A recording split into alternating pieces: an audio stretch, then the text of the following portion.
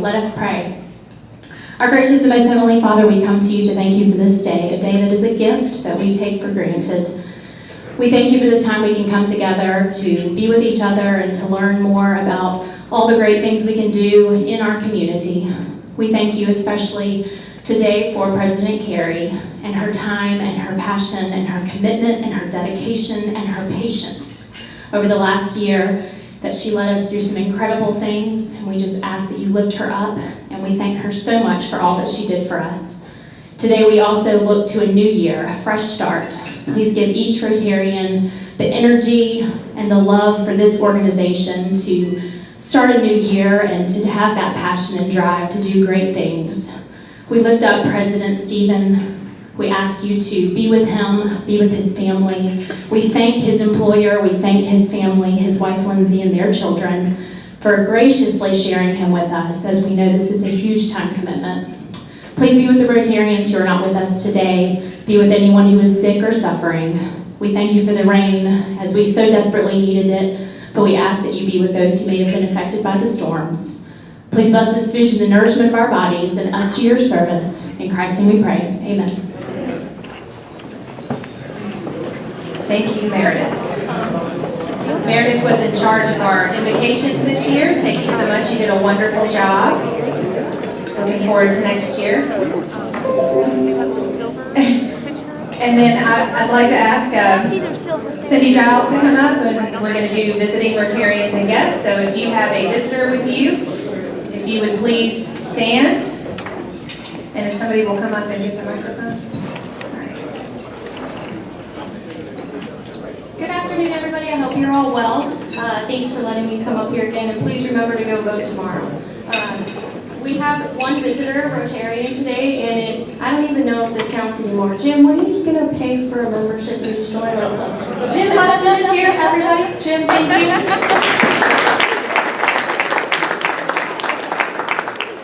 And now any visitors?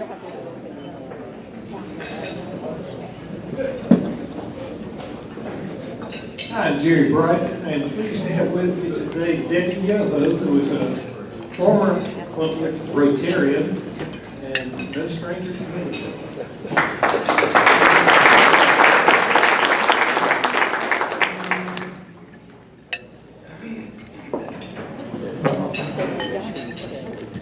Good afternoon, everyone. I'm Shannon. Today we are happy to introduce our guest, Ms. Catherine Adams.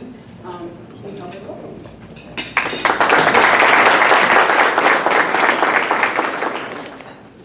Thank you, guys.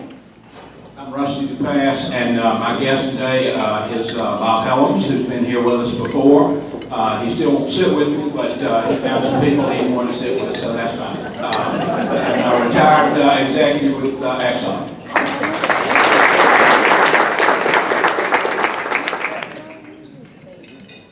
Thank you. All right, thank you, Cindy. And if you guys will hold up the cart buckets, and I would like to ask Past President John Bakis, are you ready, Bakis, to come up here and talk?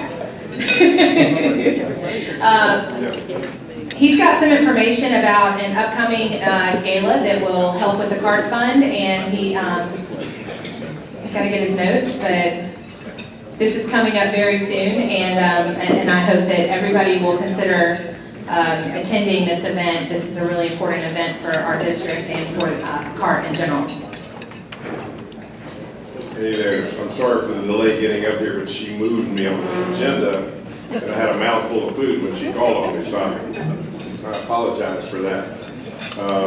I did want to speak to you about something that's very important to me, and I hope it is important to a lot of the rest of you, and that is the CART Fund.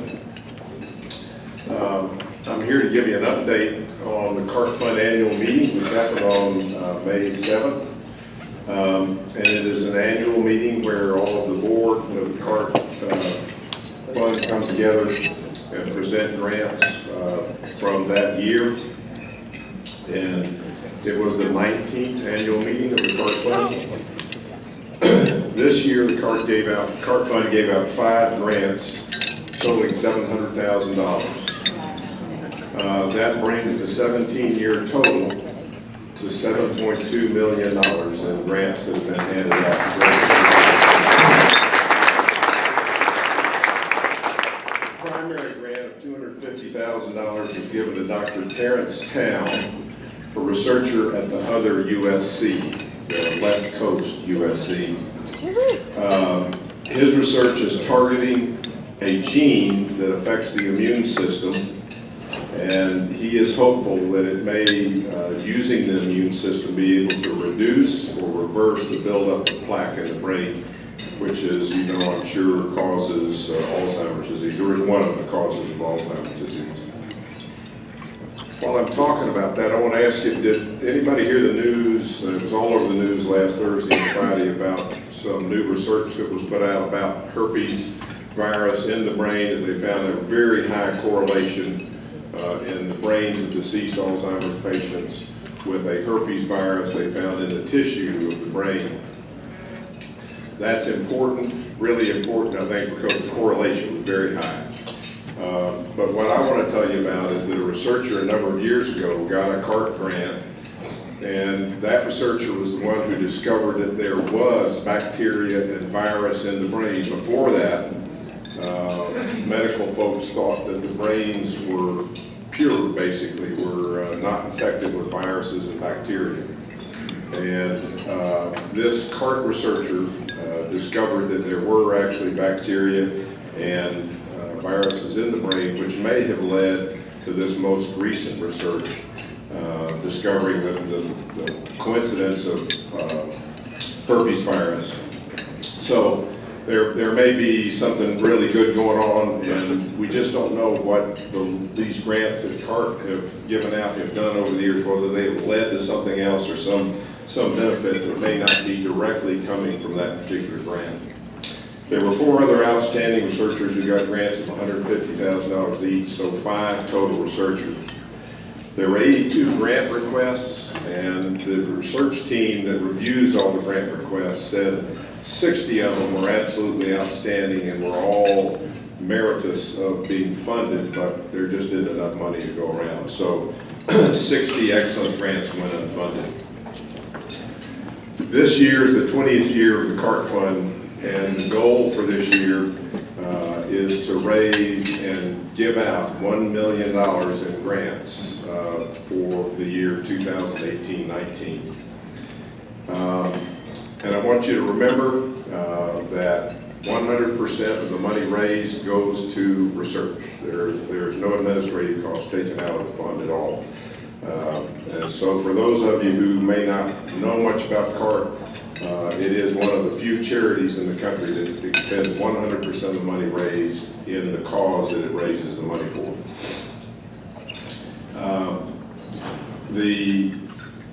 Why is it important that we do this? It's important that because by 2025, 1/3 of all seniors in our country will have Alzheimer's or a related brain disease. 1/3 by 2025. That's a really big number. The cost of care is forcing many families to expend all of their savings to keep a loved one alive with Alzheimer's disease and to make that existing life less stressful. The stress is also on publicly funded health care because folks run out of money and then they have to go to the state or other agencies to get help to sustain the lives of the loved one. And you may or may not know, but obviously the state of Florida has a lot of Alzheimer's and a lot of brain-related diseases. And the state of Florida's state-funded health insurance program is in dire straits. They are really struggling with the potential for bankruptcy looming out there, not in the too far future. What can we do to help? We put money in the bucket every week. I'm collecting the buckets this month, and I got to tell you, I was saddened last week. I collected $43.95. I've been doing this for a long time. That is the lowest amount of money that I've ever picked up after a meeting. I want you to know that Our club is in the lowest, the bottom quartile of all the clubs in our district in per capita giving. Spring Valley Club gives over twice what we give per capita, and the Capital Club gives 3 times what we give. And I just got a nice check from Brother Rusty. Thank you, Rusty. So we can do more just on our weekly giving to the cart fund. We can do more than we're doing now. But the thing that I want you to know about, the most important thing right now, a lot of clubs in our district are doing special fundraising projects this year because of the large goal that we've set for CART. And a group of supporting Rotarians, CART supporting Rotarians, are putting together a gala on August 17th with the hope that we can raise $50,000 at that one event for the CART Fund. And we need several things. We need sponsors. So if you think you might have an interest in being a sponsor, that would be wonderful. You can buy a table of 8 tickets and bring friends, bring others that you know that may have an interest in Alzheimer's research. Or at a minimum, I would like to ask each and every one of you to buy a $100 ticket and attend the event on August 17th. Frank, would you be okay if I mention the comment you made to me at the last meeting, or would you rather not? I don't remember it, so. Maybe you gotta see your doctor. Well, yeah. Everybody about 2 tickets. Some of us do have trouble having cash on them, especially after a weekend. Yeah. If we wanted to write a check like Rusty just Yeah. did with the CART fund, who do we make a check out to? CART, C-A-R-T. Is that right, Debbie, in here? Yeah, CART, just write it out to CART. And for those of you who are new members too, CART stands for Coins for Alzheimer's Research Trust. That's what that acronym is. Okay. Being a child of an Alzheimer's patient, I was really touched by Frank's comment last week. He told me that he and his wife had a wonderful weekend, that they'd been out and things were great, but unfortunately, very recently, the question came up that as a caregiver for an Alzheimer's patient, you hate to hear. And his wife asked him what his name was. And that strikes me, having been there and heard that, having heard my dad ask me who those kids were at the table, his grandchildren. It really gets to you. That's why we all have to work hard, because we don't want to be there. We don't want to be there. So let's all give it a good effort, and I ran over by a minute or two. Thank you.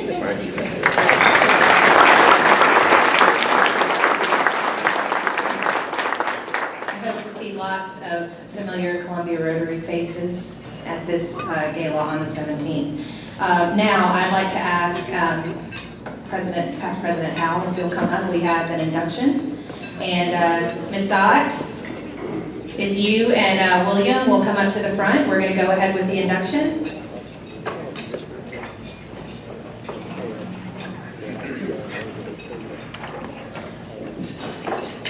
Good afternoon.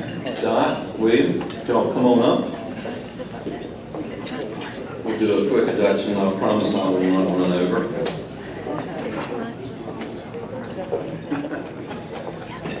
Okay. Our inductee probably needs no introduction. If you don't know him from what he does in the community, he was here only a few weeks ago telling us about what all good work he's doing. But William Starrett is sponsored by Dot Lyle. He lives here in Columbia on Lawrence Street.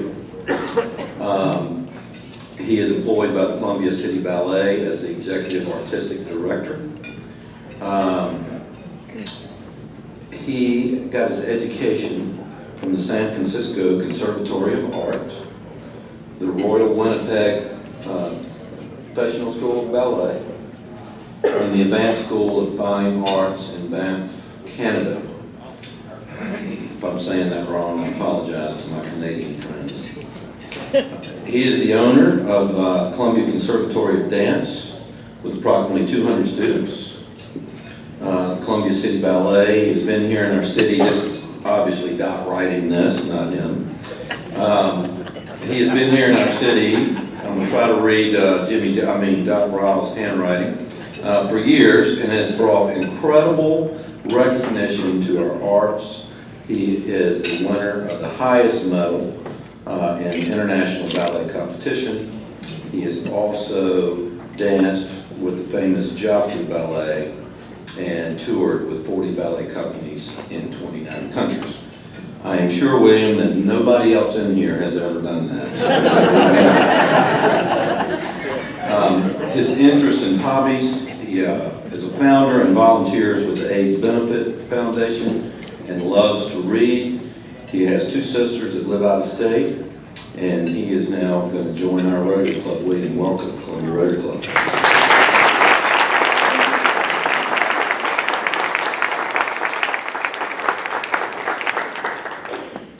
So William, in our process, we have something called Fireside Chat. Our new president, Stephen, will be having one sometime in the future when we got a few number of people to be there. I encourage you to go to that, join in. These are friendly people. They come from all walks of life, young, old, everything. We're all here to serve each other and serve our community. We're grateful for you joining our club.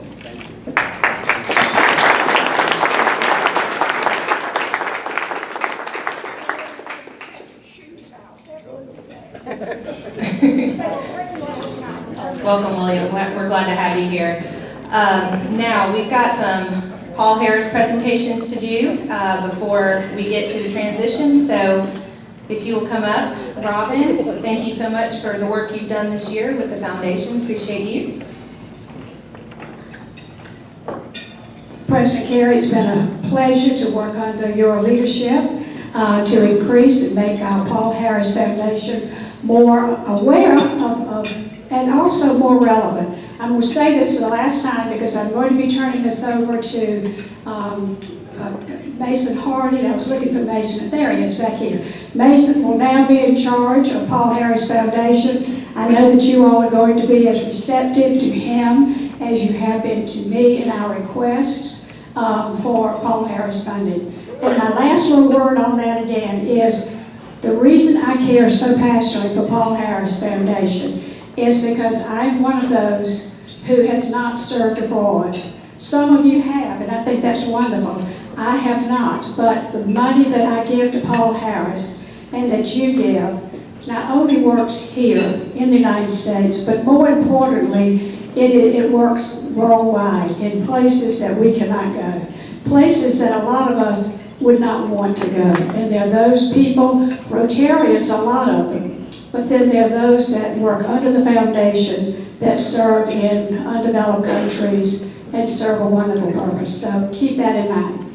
Okay, now, all of a sudden we had a flurry of Paul Harris. It all came in on Monday, and I tried to get in touch with everyone. We had a lot of people on vacation. So even though they're not there, I will say who these individuals are, and then they'll be recognized at another time.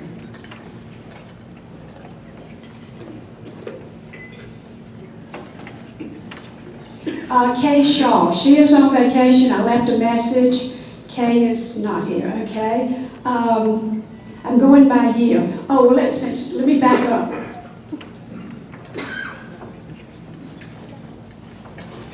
This came in today, and I have no idea. This person has not been contacted. I received this as I walked in. Bruce Dye, are you here today? I didn't see you on your name on the list when I looked earlier. Okay, but Bruce Dyer has just, will be awarded a Paul Harris first year. We'll try to do this by year. Don't you love the way I take notes? I learned this from Mike, my husband's father. He used envelopes of any kind to make notes. He said, why would I waste good paper? So I learned that from Mr. Charles Gorman. Okay, let's see. David Campbell. David has not been able to attend a couple of times, and I don't see him here. Again, he will be receive the recognition. Robert Weston, I had to leave a message. He is on He and his camera club are somewhere in the United States taking photographs. I found that out from his assistant.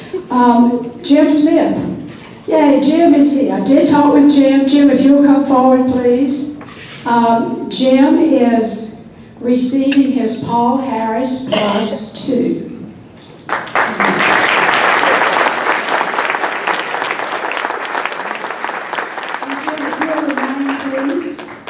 Okay, also we have Lanier Jones. I talked to Lanier last week and he said he would be here. Lanier is Paul Harris Plus 3.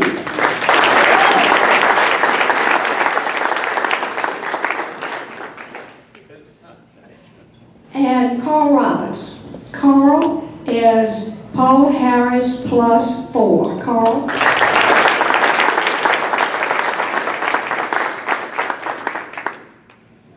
As I said, the beauty, if you all just remain, the beauty of this is we have several more who were not able to be here today that Stephen, you'll get to recognize them. You get your year off to a bang, as you do, Mason, so there you go. But now here again, remember the first $1,000, and if you do $25 a month, it takes you a while to get there to the first level, but $1,000, and then $1,000 after that puts you at the next level. We have any number of Rotarians who are at a very high level, just as these gentlemen are.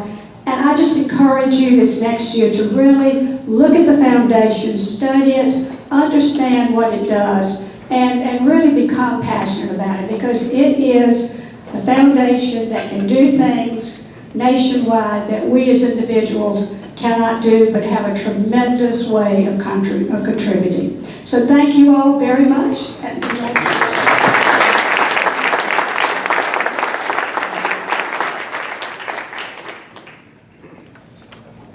All right, everybody in here who is a Paul Harris, has received a Paul Harris, if you please stand. I forgot to do that. Thank you, Sarah. Yep, excellent. Congratulations. All right, so this is the moment I've been waiting for a long time. So I can't believe it's been a year already, and I'm really just kidding when I say that, because this has been a year, and I'll get a little bit serious really quickly for just a minute, because if you know me, I'm not that serious. But about a year ago, when I took over this club, my life exploded in the strangest of ways, and that's not a secret. It's not like I'm telling a secret here, but it's difficult to hold your head high when you're faced with adversity. But there were so many people sitting in this room right now who called on me and checked on me. They prayed for me. They prayed for my family. They still continue to this day to reach out to me and make sure that I'm happy and I'm healthy. And I feel really encouraged, and all of you gave me hope, and I appreciate that. It really gave me the confidence to put one foot in front of the other and come in here every single Monday, because I had a job to do. You know, I have a real job where, I have to earn a living, and then I had this job. I had to lead this club, and it was something that, I felt was a great honor, and I felt like I needed to give it 100% of me. Some days I had trouble giving 100%, but I really tried really hard, and hopefully I faked it pretty well while I was standing up here. But I was talking to a friend recently about that time that I constantly refer to as that time when my life exploded, and he said, Kerry, I just really disagree with you. I don't think that is the time that your life exploded. I think that is the path that you have to walk in order to become the person that you're supposed to be. And I like that better than the way I think about it, so I'm just going to run with that. And I sit here today, and I feel like I'm healthy, and I can help people. I can help them in their relationships. I can help them with their businesses. That's what I do best. And so when I look ahead, I see a future spread out ahead of me in every direction, and I do feel encouraged. So when you become president of this club, you know, you're the leader of this club, and you have that title, and you have all the responsibility that comes with the title. And what people don't really understand, I didn't understand it until I had my first meeting up here, is that this group, this meeting that you guys attend every single Monday is 100% a team effort. This is something that I cannot do all by myself, and so I do want to take a moment to, if you'll just indulge me, I just want to take a moment to thank the people who have helped me through this year. First and foremost, this guy over here, President-elect Stephen Creech. Your attention to detail is amazing. Your willingness to serve, your level of organization is amazing. And you have booked a fantastic year of speakers. I mean, I know it makes me look good, but you're the man. You have booked a fantastic year of speakers, and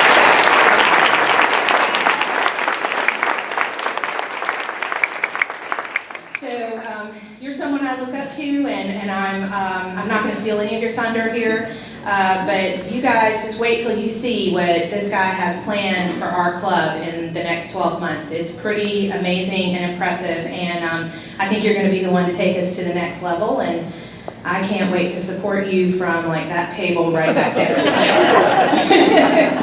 So I appreciate you. Debbie McDonald, of course. I don't know if Debbie's still here. Hi, Debbie. Okay, thank you so much. Appreciate you. You've been with us a really long time, and it's a pleasure to work with you. And now, my board, if you're here, and I saw most of you, if you'll please just stand up as I call your name. Past President John Bakis, the true heart of a Rotarian right there. Thank you. Board Advisor John Durst, he could not be here today, but we all know and love John Durst and can't do without him for sure. Henry Clay back here, thank you Henry, appreciate you. Randolph Shives, I didn't see him here today. He took great care of health and happiness this year, thank goodness, with a great sense of humor. Libby Gober, and if y'all did not know, Libby's retired. I think everybody does. Yeah. And Glenn Ward, the man I refer to as the most positive man in the room, yes. Adam Jordan, thank you for not making me do math, because I just can't. So appreciate you and your analytical brain. And of course, Miss Beth Irick, I saw you somewhere. Boy, I had fun with you at the golf tournament. It was a good time. And to those of you who work behind the scenes each week to help make these meetings a success, I of course can't go without recognizing Robin Gorman. She was our foundation chair. Thank you for everything. Bob Diggle, Tom Counts, and David Jameson back here, our Sergeant at Arms. David has called me Vanna since day one, and here I am. And Bob Diggle, bless your heart. Thank you so much for just hounding me about that agenda every Friday. I just appreciate you. Meredith Atkinson, you did a great job with invocations. I know that's a tough one, and you know, y'all, when somebody calls you to pray, just say yes. I mean, they're really struggling to get somebody up here. So, you know, come up here and pray. Rusty DePass, Jim Smithwick, Audrey Brown, thank you for always leading us. Rusty, you do so much behind the scenes. I don't even know half the stuff you do. Amanda Strickland handled our greeters this year. Great job on that. Mike Dominic was our public image chair, and he is transitioning that over to Cynthia Giles. I'm very excited to see what she can do. David Campbell was our membership chair this year. We had our card committee, John Bakis, Melinda McCuskey. We had Frank Brown and Steve Bryan and a host of other folks that picked up those buckets and took care of that money for us, and I appreciate you. The golf committee, of course, thank you. That was a great time. And then the amazing staff here at Seawells who really does, I think, love us all and really wants us to be well fed. So we appreciate you. Finally, thank you to all of you, every single one of you who came here every single Monday and gave me a smiling face to look at. I kept most of you awake for the whole hour. But, you know, that's quite an accomplishment after a big, delicious lunch. So I hope that I have made a positive impact on this club, and it has been an absolute honor to serve with all of you, and I look forward to serving as past president. But now, I want to officially pass the gavel to my friend and fellow Rotarian, the 102nd president of the Columbia Rotary Club, Mr. Stephen Creech.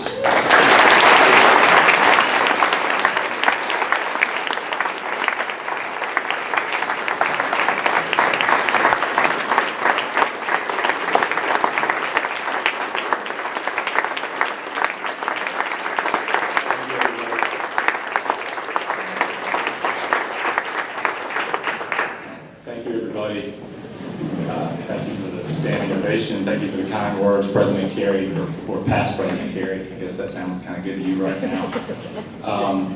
You were saying that you hope you made a positive contribution to this club, and I can't think of more of an understatement than to say that you made a positive contribution to this club, not only serving as our president and leading our club this past year, but also for all the work that went into the past several years. Y'all, this is like a 30-month process after you're elected president-elect to eventually becoming president until this day. And before that, she did a fantastic job in as our public image chairperson and so many other things. So let's give her one more round of applause.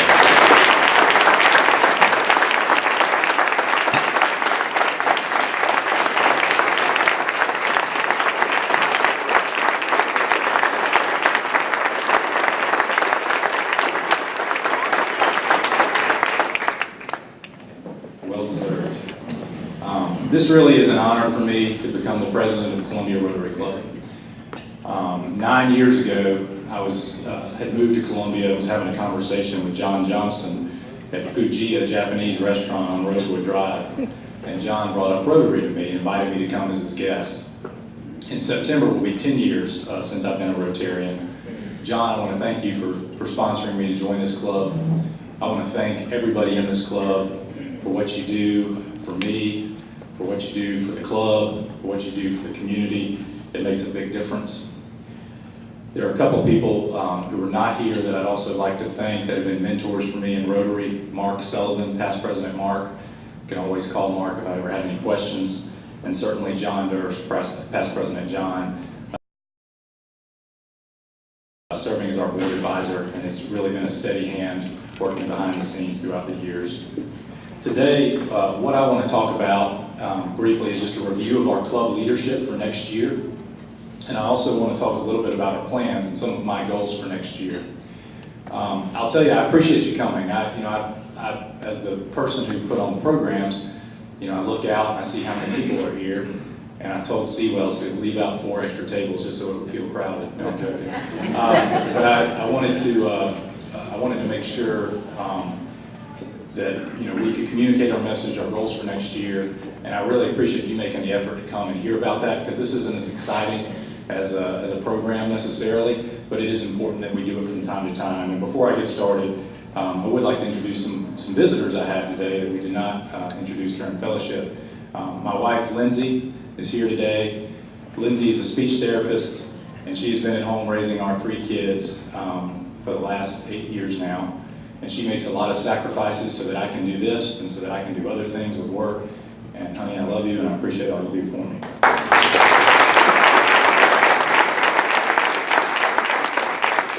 I also want to recognize my 3 children who are here today. Caroline is 8 years old, and she's going to be in 4th grade at Brennan Elementary School. Matt, Mac is 7, and he's going to be in 2nd grade at Brennan Elementary School. Mac was really excited that we had chicken fingers on the buffet today. And he did a good job making his way and eating some vegetables before he got to the dessert table. And then my youngest is 5. Her name is Elizabeth, and she is going to be in kindergarten at Brennan next year. So each family has 1 carpool heading out next year, 7:30. Guys, I appreciate you being here. I'm very proud of you. Our board for next year, I wanted to recognize our... I did not turn it on.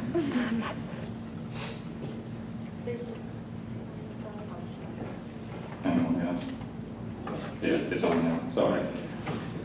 Our board for next year, I can tell you, you guys could have done a better job selecting this board when we voted for them back in December. Louisa Campbell, who I'll talk more about in a little bit, serving as our president-elect. Kerry will slide over to the vice president position, the highly coveted vice president position, which is the role of our immediate past president. Our other board members are Adam Jordan, Randolph Shives, Catherine Davis, Henry Clay, Beth Irick, and Glenn Ward. This is a great team of people. We have, I want to thank them for all the work they've already put in ahead of time for next year. We've had a lot of preparation. John Durst is going to continue to serve as our board advisor, and Bill Francis will be our treasurer as a CPA, and we will continue to have Debbie McDonald as well as our executive secretary. As Kerry said, these meetings don't just happen. A lot of work goes into every meeting, and it truly is a team effort. These are the folks that are going to be responsible for making sure our meetings run smoothly next year. Bob Diggle, Tom Counts, and David Jameson as Sergeant-in-Arms. Amanda Strickland, as Kerry said, will continue as over the greeters this year. Rusty DePass and Audrey Brown and Jim Smithwick will continue to lead us in music, which I think makes our club unique. Chase Heatherly, a new member, is going to be responsible for invocations. Chase has been in the news lately. Thank you, Chase, for doing that. Steve Bryant is going to continue to serve as the chairman of the CART committee, and he has already been working with his team to make sure we're checking the buckets every week and raising money for CART. Bob Borum, the Master of Health and Happiness, will serve as the Health and Happiness Chair. He's already put a team together for the year. And Cynthia Giles, as Kerry mentioned, is our meeting AV coordinator / public image chairperson / millennial representative who can keep me from messing up the AV. But when one of these people calls you, it's very important. I'm going to harp on participation as one of my club goals in a little bit, but one of these people calls you, it's very important that you answer. It's very important that you respond. These meetings, the same people can't get up week in and week out, and we all need to take our turn. And this is a very large club. Unfortunately, we have the membership where we can do that and not be burdened too frequently. Committee leadership is very important to this club. We operate through committees. Blake Buchanan is going to lead our membership committee this year. He'll be the one processing all the applications. If membership goes down, it'll be Blake's fault. Glenn Matthews has an interesting role that we've made official this year as our membership development chairperson. It's really our shepherding committee. We need to make sure we're doing a good job of plugging our new members in and making sure they're getting involved early. Cynthia Giles, as I mentioned earlier, is over public relations. All the social media posts that you see, all of the emails that go out, the news on our website, that takes a lot of work.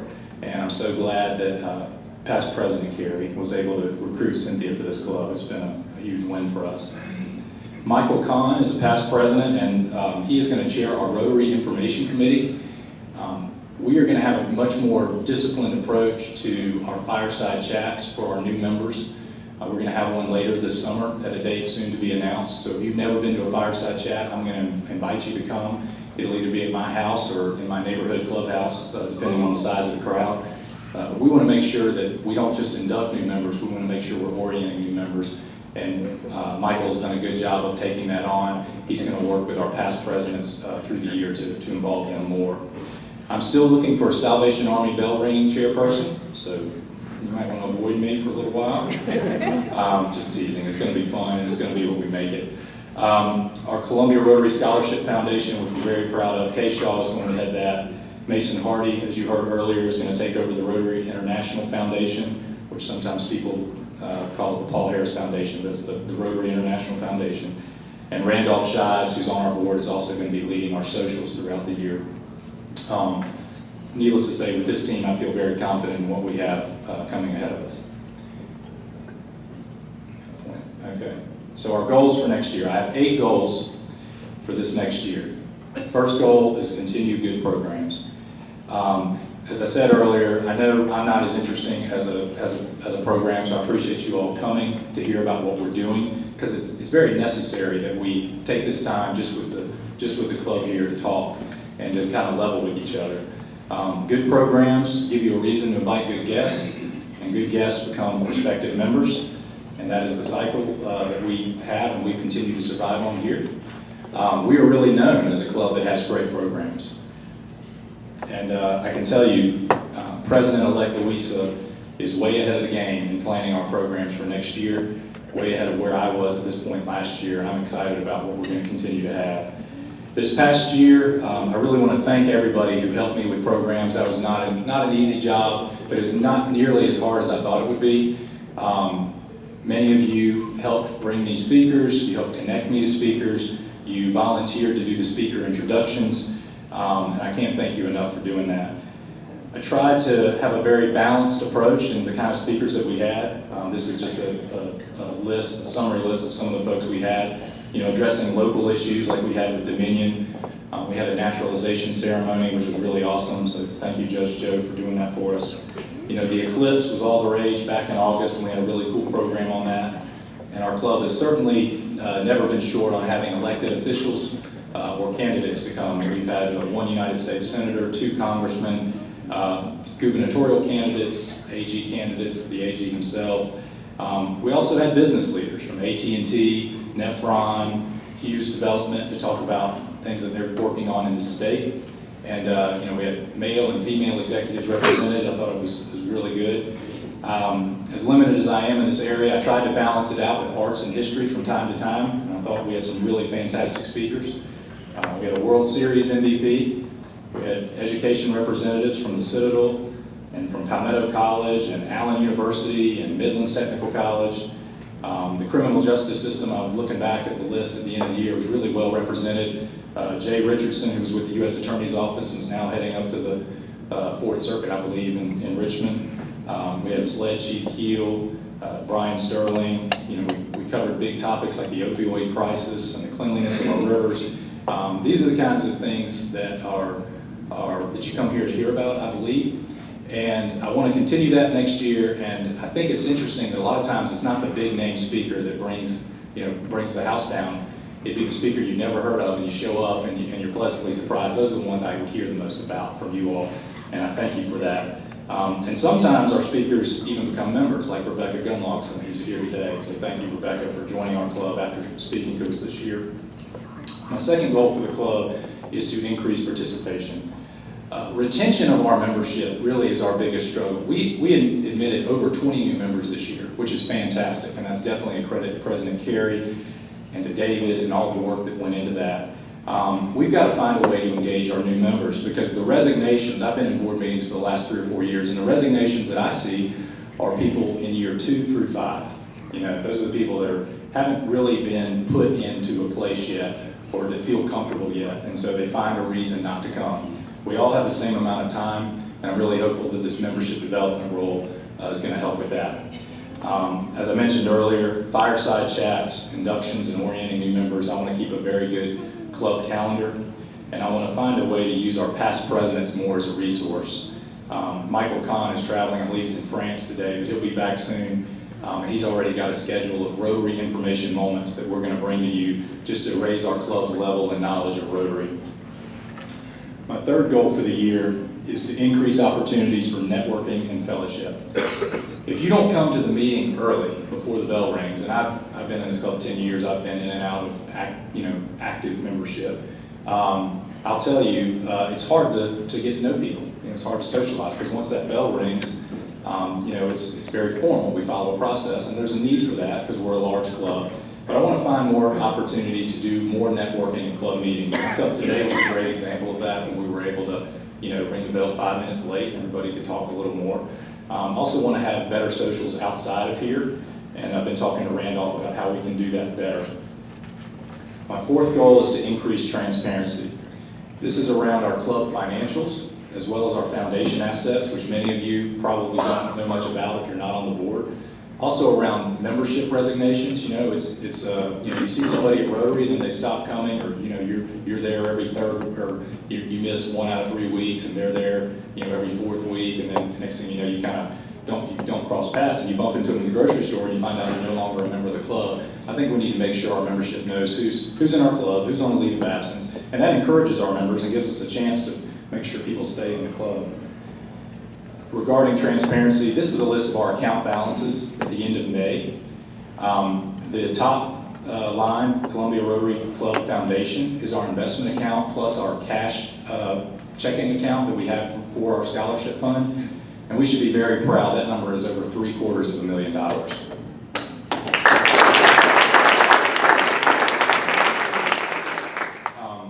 With a conservative financial investment strategy, making 4% off of that a year, we can make $30,000 just off of our foundation a year.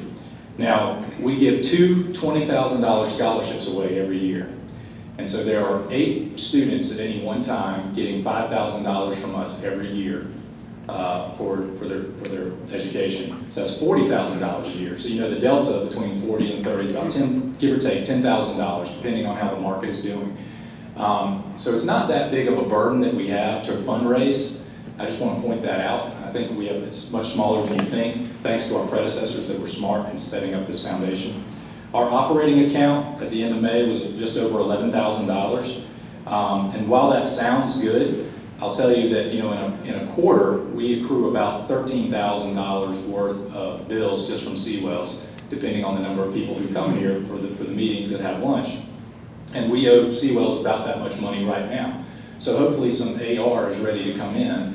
And I just want to encourage anybody that has any outstanding debts at the club to make sure you pay them, because we can't function and we can't plan if we have to worry about club members with debt. Our Century Fund account has about $26,000 in it. And most of that money, if not all, has been committed for a wealth project with Rotary International.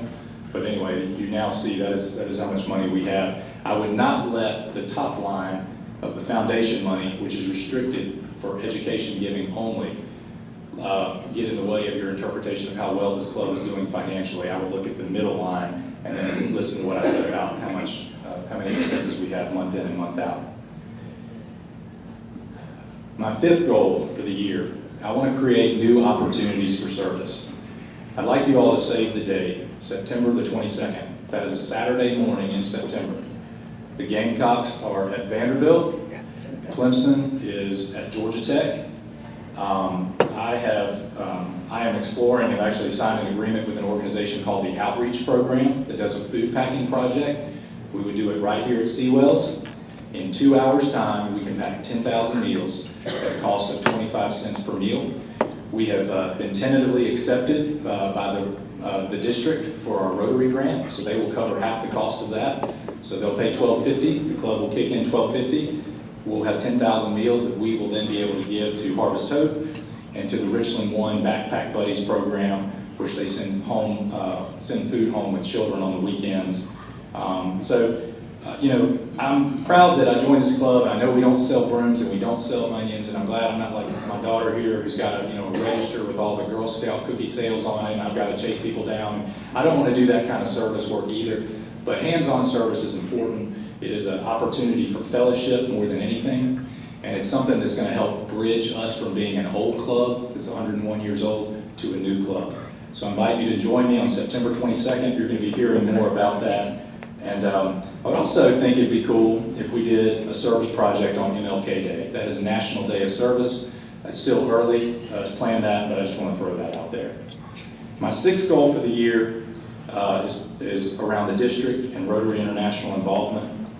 I want to be an E-Ray club, which means we have to have $100 per capita giving to the Rotary International Foundation.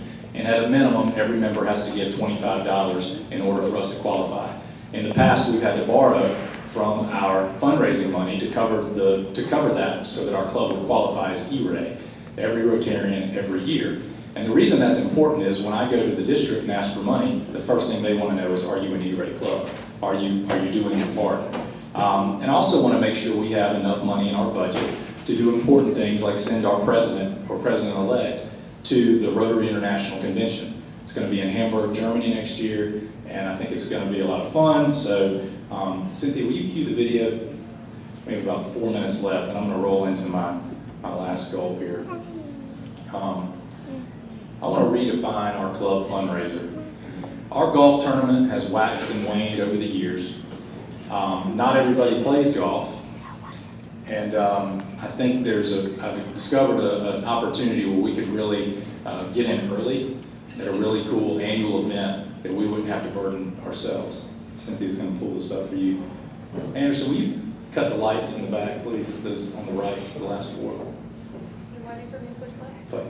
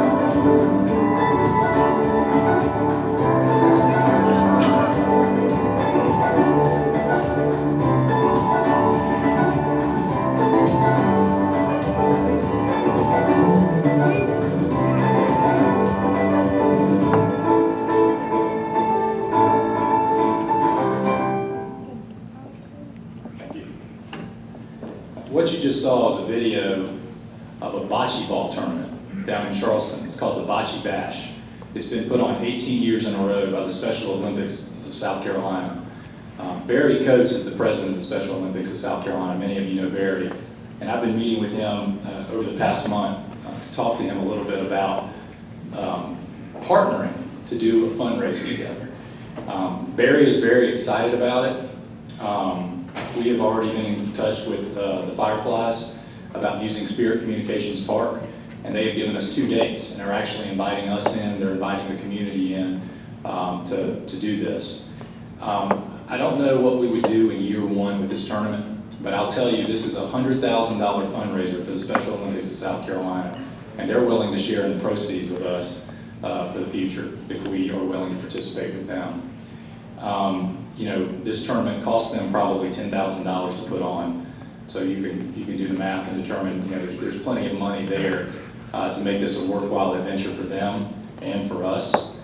I think a lot of times our fundraising is done off of our own club members. You know, the same companies every year, same people every year are playing. Everybody can throw a bocce ball. It's a lot of fun. We would be on the outfield at Spirit Communications Park. We'd be using their, you know, AV equipment, their big screen, everything else. And this is a way for us to get the community involved in our fundraising, where we have teams, sponsorships, and of course Rotary volunteers. So April the 13th and April the 27th, those are the 2 dates that we're holding right now, and it will be one of those. Plan to hear more about that in the future. I'm really excited about it, and I would ask that you would participate. We're right here against the time right now. I think if we do all of this right, we'll end up with 15 new members. So this is a summary of my goals. Again, it was an honor to be elected president of this club. I'm excited about it. There's so many great people in this club, and I appreciate all you do. President-elect Louisa, would you please let us know who our speaker is on July 9th? Yes, thanks for President Steve. Our speaker will be Steve Ware, who has established the River's Edge Retreat. It's in our area near Bush River Road for homeless kids in the area, and he himself, at 12 years old, found himself homeless and experienced abuse, tragedy, and today he is a big success. So his story is very inspirational. I hope you'll all be here to hear it. Thank you, Louisa. Hope everybody has a safe and happy 4th of July. We will close in song.